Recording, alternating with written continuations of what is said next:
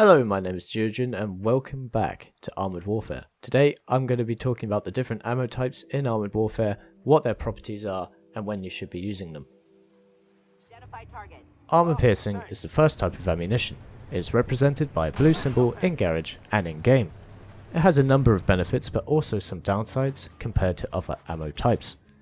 The armor piercing shells have the highest penetration for conventional tank guns, and this is obviously useful against heavily armoured opponents such as the MBT class.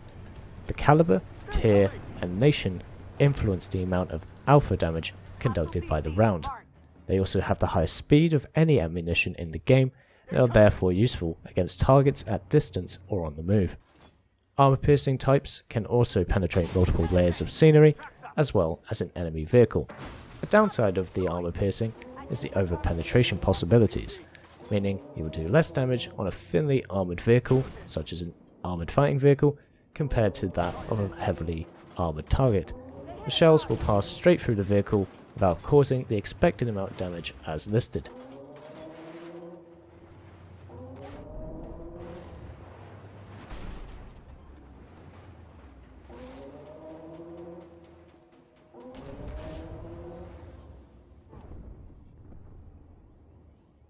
Secondly, we have shaped charge ammo. This is represented by a red symbol in garage and in game.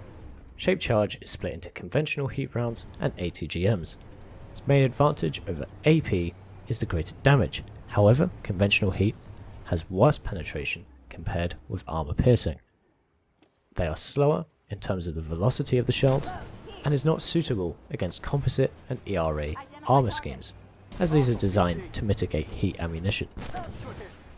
ATGMs, on the other hand, have the best penetration in the game, even greater than the conventional AP round. They also have the advantage of being able to be guided to the target via the mouse, and have the potential for huge damage, but these are even slower than that of conventional heat rounds, and are also defeated by APS, or active protection systems, although APS has a cooldown, which means firing multiple missiles can still be effective. Like the conventional heat, ATGMs are also ineffective against composite and ERA armor schemes.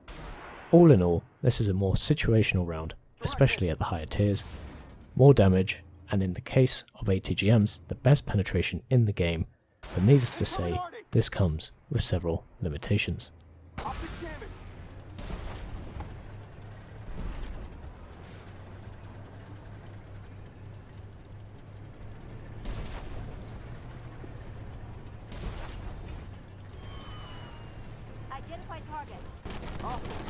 Thirdly, there are high explosive rounds.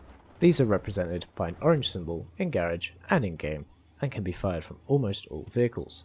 There are three purposes: to finish off low health targets, especially if they cannot be penetrated by AP or heat rounds. Secondly, to penetrate enemy vehicles with minimal armor, causing internal HE penetrations. And lastly, HE is also useful at removing large patches of ERA which defend vehicles from heat ammunition. There are certain HE ATGMs at the higher tiers which are capable of these purposes, but are subject to ATGM weaknesses. Ammo up, target destroyed.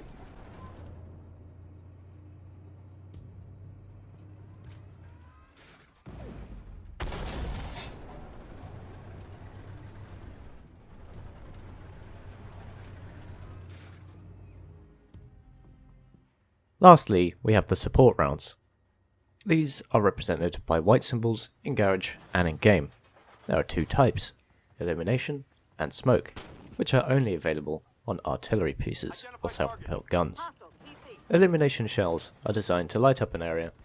An enemy vehicle in that area will then become visible to you and your teammates, then allowing damage to be conducted.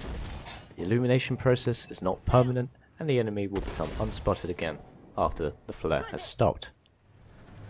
Smoke shells are designed to give yourself or allies visual cover, breaking enemy lines of sight and allowing you or allies to escape. Both of these types do not cause any form of direct damage and are therefore unique.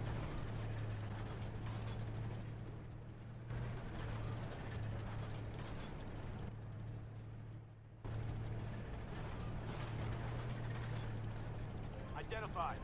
Hostile tank.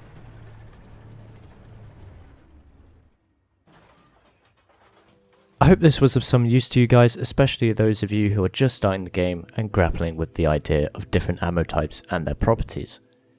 And as always, I've been Julian, and I'll see you chaps and chapettes in the next one.